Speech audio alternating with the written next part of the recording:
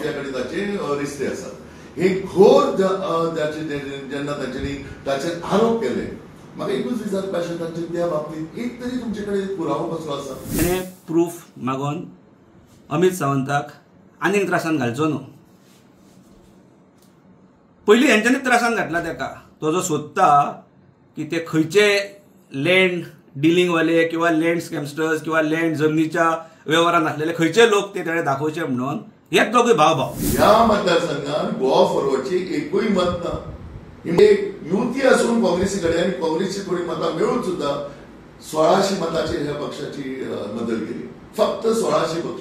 ही 1600 मतां झेडपी सुद्धा 4000-5000 मतां काडटा। तो म्हणटा की एका जिल्हा पंचायतीक सुद्धा इतली मतां एखाद्या उमेदवाराक पडची ना। हांव 2 वेळा जिल्हा पंचायत मेंबर जाला, तिसरे फावट शेणला पळय तो सादारण 3,500-4,000 मतां घेवन शेणला।